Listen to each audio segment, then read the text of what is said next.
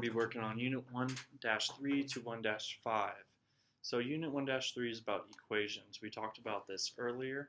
An equation is formed by placing an equal sign between two numerical or variable expressions. So the thing is that you need to know, is that here, we're dealing with an expression. That means that there is no equal sign, so no equal sign, and there is nothing to compare it to. So this would be an expression. An equation, what we're working on today, is when there is an equal sign and there are two different sides. So we are comparing two things and there is an equal sign, is an equation. So go ahead and copy this in your notes. You can pause the video at this point. A domain is a given set of numbers that a variable may represent. So instead of writing something like x equals 1, x equals 2, x equals 3, we can now write the domain of x is the set 1, 2, and 3.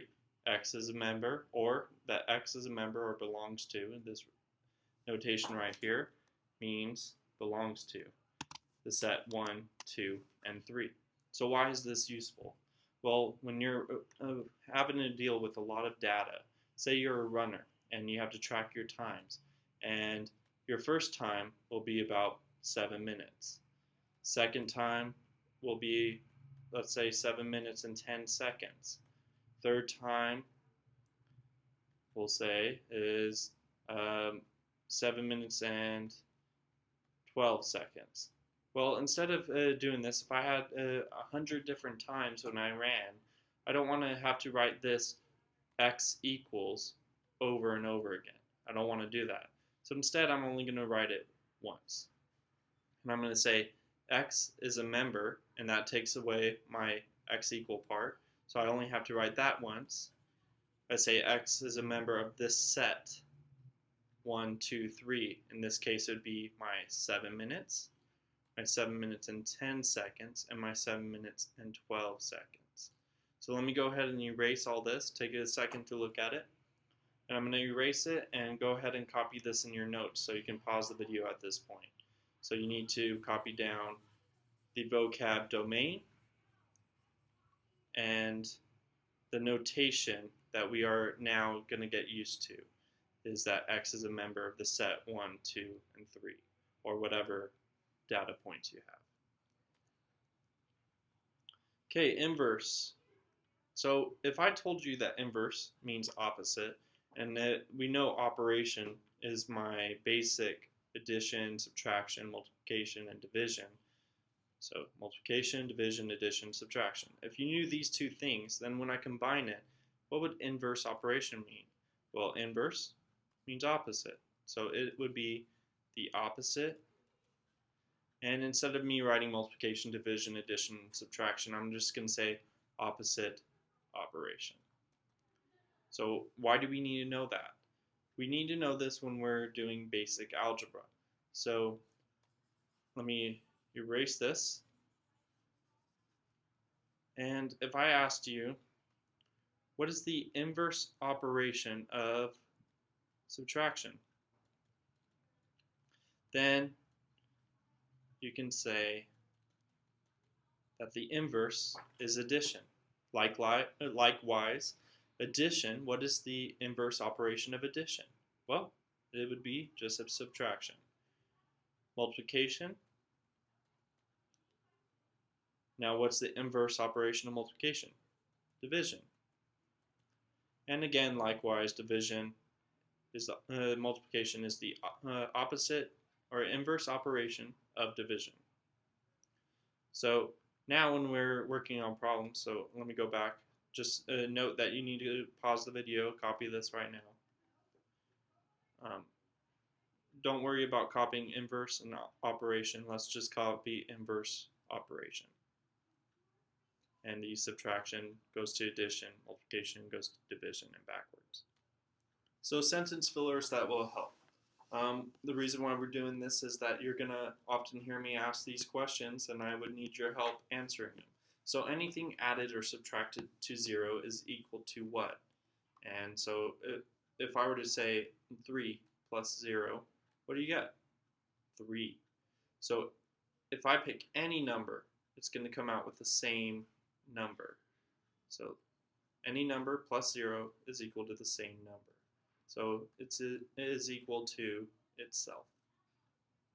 Now, and anything multiplied or divided by 1 is, so let's do the same. I'm going to pick 3 again. You could pick any number. 3 times 1, what do you get? 3. So any number multiplied by 1 is itself again. Now, what I do to one side, I do to the other. So go ahead and copy down these sentence fillers and examples. So pause the video at this point. Now, to go back over here, it says what I do to one side, I do to the other. So now, that's why we're looking at a scale here. In a scale, you can think of this as representing equality. So here, if I were to take away 2 small pieces from this side, what happens? They're not equal anymore. So this isn't true. It is not equal. So what I do to one side, I have to do to the other. So I'm going to minus 2, and we get back to equality. So it's very important to make this a true statement that this is equal, that what you do to one side, you do to the other. So looking away from this example and onto an algebra example, if I have x plus 2 equals 7, I know I want to get x plus 0 because we know anything plus 0, anything added or subtracted to 0 is equal to itself. So if I get x plus 0, I'm going to get x alone. So here, let me pick a marker. So here, I'm going to minus 2. And the reason why I pick subtraction is, what operation is this? Addition. And we said the opposite of addition is subtraction. Oh, computer's slowing down. Is subtraction. So I'm going to minus 2 both sides, and you're going to get x is equal to 5.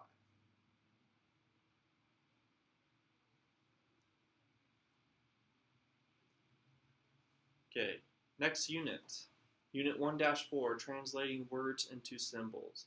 So in this unit, first let's look at what's happening with these operations. So if I click on this video, hit play,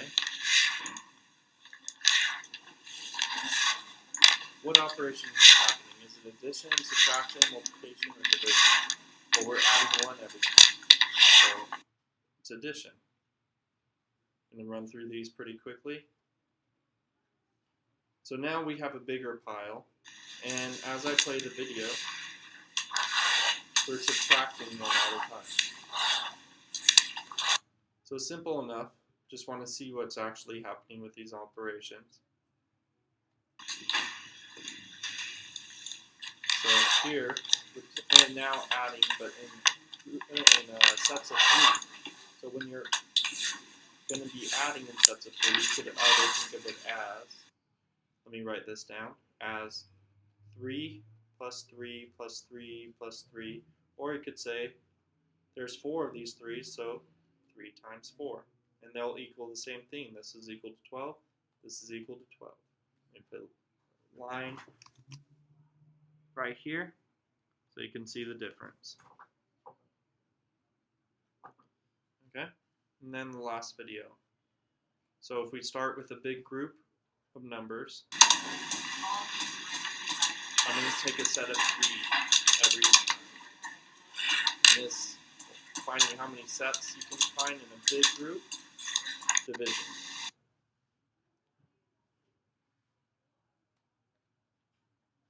Okay, operations 1, words to describe. So for addition,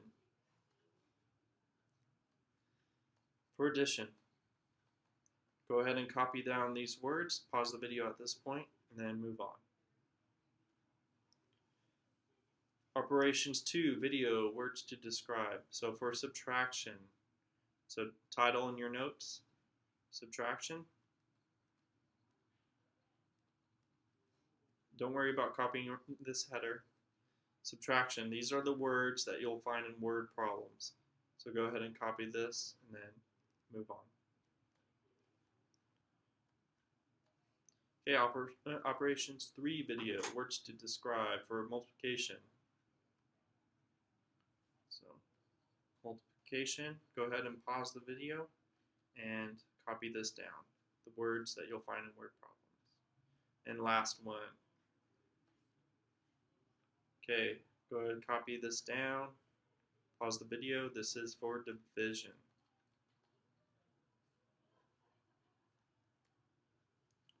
Okay, with the operations and their synonyms in mind, we want to learn how to go back and forth between the math notation and plain English. So math notation, we have x minus 3.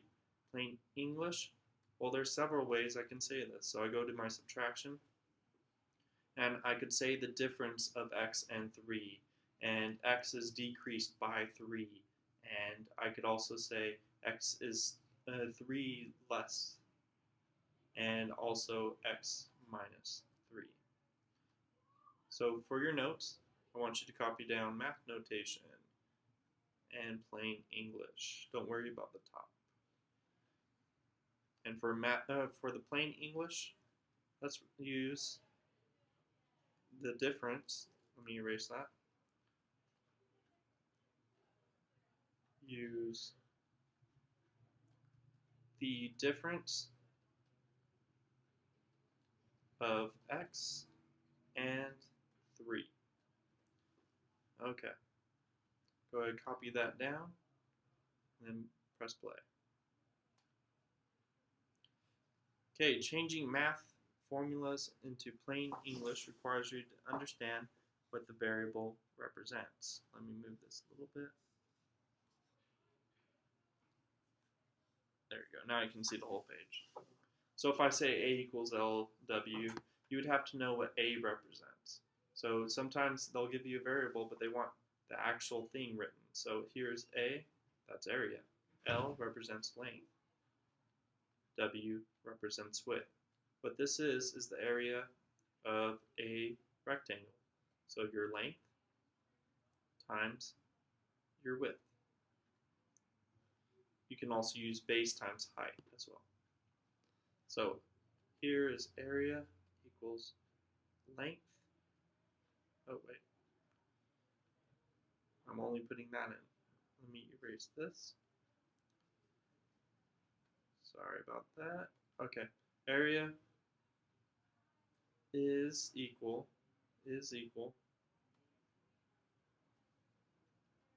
area is equal to the length times the width. So go ahead and copy this down, and you don't need to worry about that when copying down. So go ahead and pause the video and copy that. Okay, now practice problem. 7 more than twice y. The way I want you to approach these problems is break it down into something simpler. So I'm going to put dots right here, little dotted lines.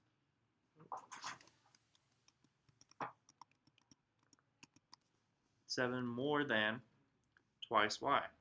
So I broke this up by the number, the word that we've learned from back here. These words right here. I found that, so I would want you to look at your notes when doing this problem. And now we're going to translate it. So here's 7. I'm going to say 7.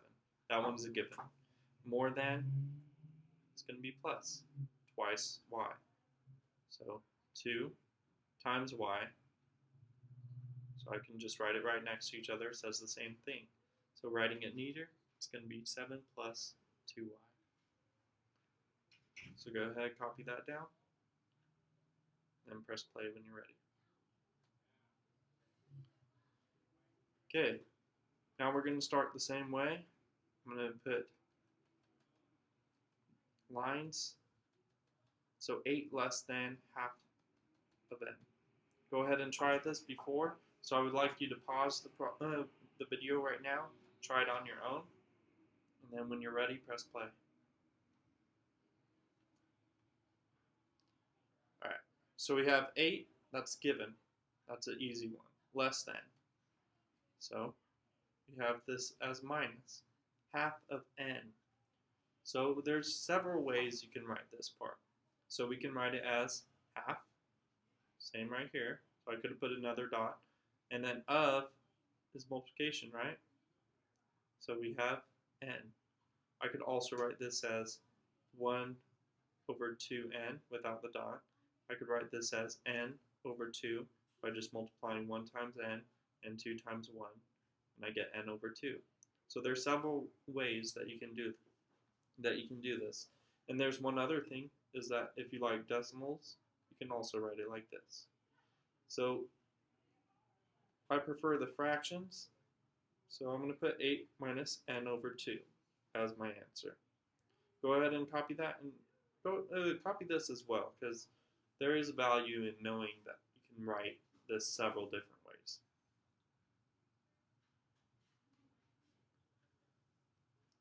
Okay, 5 plus the quotient of a number and 8. So we're going to have to say, or first try this, and then press pause, try it, and then when you're done with your answer, press play to check if you got it right. Okay, so we're going to put the lines down here. We have 5 plus the quotient of a number and 8. So 5 is given. So let me change the color. 5 plus, that's pretty simple. But here we have to ask ourselves, what is quotient? Well, quotient, let me replace this with division. Now, how did we learn earlier that we could see division? We learned about fraction bars, and fraction bars mean division. So now, what is the quotient of a number and 8? So we have our fraction bar for quotient. A number, let's pick x, and 8, just 8. So I have x and 8 will be the quotient of that. You could have also picked x divided by 8, and yeah, let's leave it there. So these two. This one, you want to kind of stray away from this from now on. Whenever you see division, I want you to start thinking fraction, okay? Because as you get into the higher math, this symbol right here, this math notation for division, you rarely see it, if ever. So we're going to want to use this from now on. So think division, fraction, same thing. Go ahead and copy this and write out the answer nicely as 5 plus x over 8. When you're ready, press play. Okay, Leanne is 3 centimeters taller than Fred. If Fred's height is 180 centimeters, then Leanne's height is something centimeters. So, try to answer this. If I say, here's Fred, okay, there's Fred,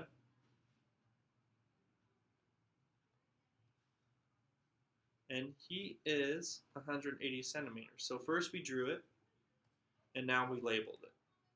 Let's reread the problem. Is there anything else we could draw? Well, we could draw Leanne. So Leanne is just 3 centimeters taller. So she's about like that tall.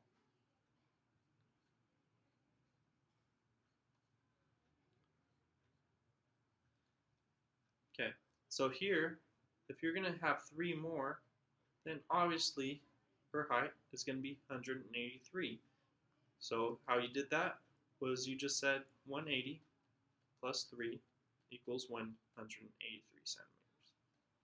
So this seems pretty simple, right? Now, let's say that we didn't know the height. Well, let me go back here, give you a chance to pause it, and copy it down. Okay, so Leanne is 3 centimeters taller than Fred. If Fred's height is f centimeters, then Leanne's height is something. Well, let's just go back, because now all we changed was, instead of knowing that this is 180, I'm going to use the same picture, and I'm going to say that this is not 180 anymore. This is f. Well, when I knew it was 180, I took that and just added it to 3. So now let me put a circle around this, and instead of 180, I want to put f. So this becomes, let me move this stuff, it's in the way. So move that. So this becomes f instead, because I don't know what the height is. So I'm going to put f plus 3 and equals, well, these are not like terms, which we talked about earlier. So when I was taking inventory, and I said, okay, I need to count how many chairs. I counted chairs, and then I got to a pencil and still counted it as a chair. It doesn't work that way. Here I have a variable, here I have a number. So this is in simplest terms. They cannot be added or subtracted. So my answer over here is going to be f plus 3. So for the work on this one, I want you to write down, add this to the first that you just copied. So add this, the variable may make it hard for you, so treat it like it is a number. So say I started with this problem, right? I don't know what Fred's height is. Give him a height. Let's say it was, you could have made up anything, 190, right? Make it an easy number to add. Now, what operation would I have to do? Well, I would have had to do 190 plus 3. Well, I don't know that that's 190, so I'm going to have to change that to f plus 3. Okay, so Leanne is 3 centimeters taller than Fred. If Fred's height is f centimeters, then Leanne's height is has $10 more than Louisa. Let's just stop right there. Don't even read the rest of the problem. So that means that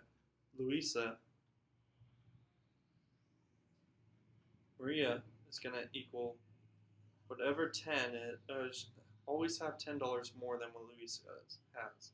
So let's say 10 plus L for Louisa. So if Maria has M dollars, then Louisa has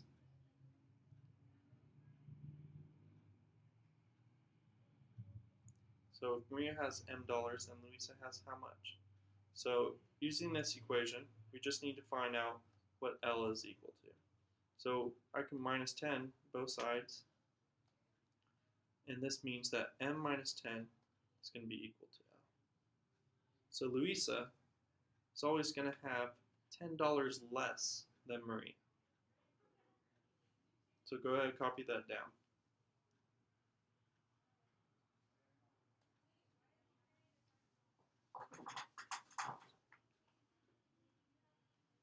Okay. Sentences into equations. So in Unit 1-4, we were doing the same thing. We were translating sentences into expressions, though, not equations. So here, we're translating this word with the word is, or the final result.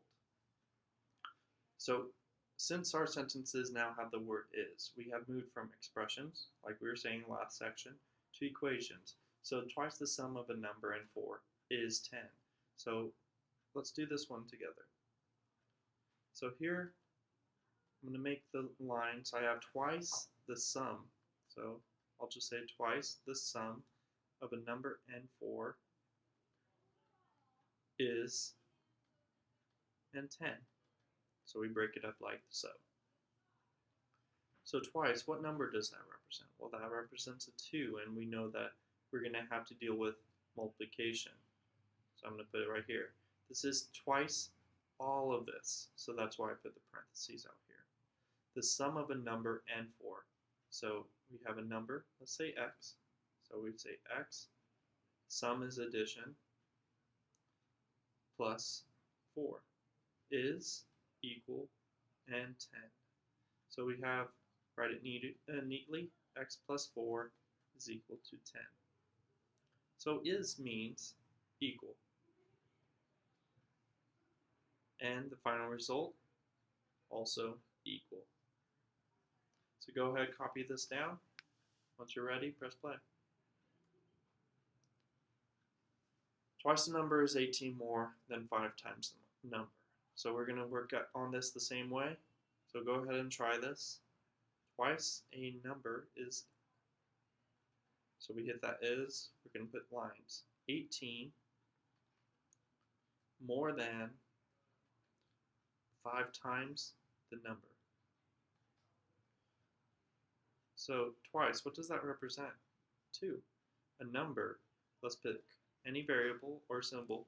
So we're going to pick x is equal to 18 more than addition 5 times. Now this says the number.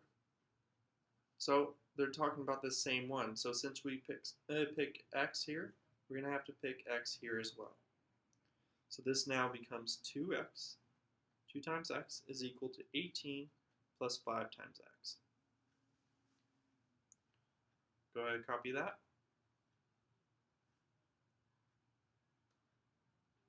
Okay, 11 less than twice n is 7 more than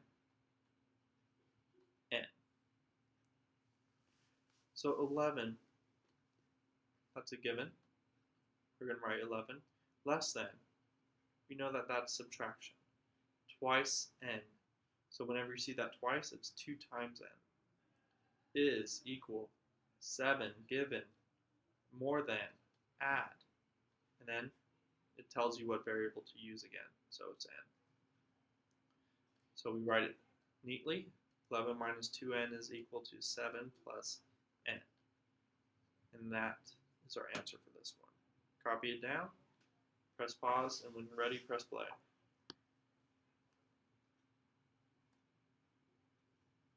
Okay, perimeter equals 24. So here you need to know what perimeter even means. So perimeter is always talking about the outside. So what's talking about the inside then? Inside area. So how much can I fit in here would be area. How long does it take me to walk this perimeter? Outside. You often hear perimeter when you watch military movies. They say surround the perimeter. So they're talking about a house, and they're telling them stay on the outside. Surround the perimeter. Make sure no one gets out. So that's a way to remember it. Okay. Now let me erase this area. So we know that the perimeter is outside. We're going to have to add up every side. How many sides are there to the triangle? There are 3. 3 sides. So here we're going to say perimeter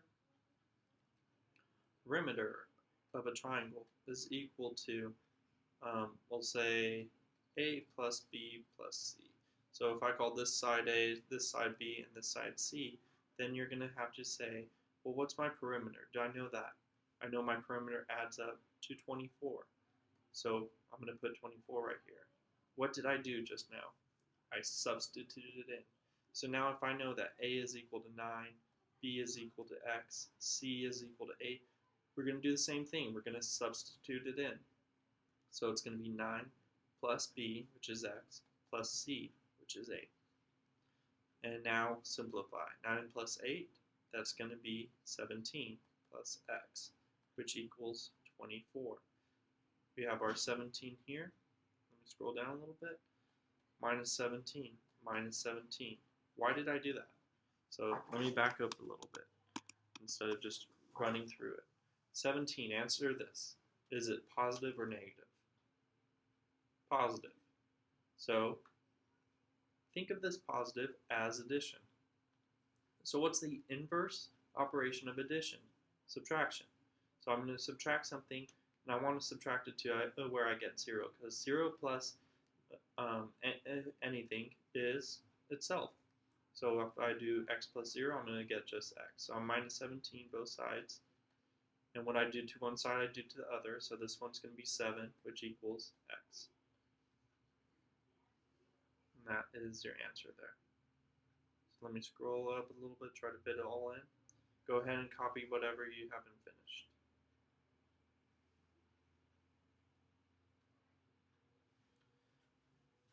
Okay, rectangle. So here we're going to still use area. So now area is the inside, right? Area of a rectangle is going to be 8, or let me say length, times width. So your area here we know is going to be 40. So if I put 40 right there, then I want the length to be 8. And I want my width to be 8 at x.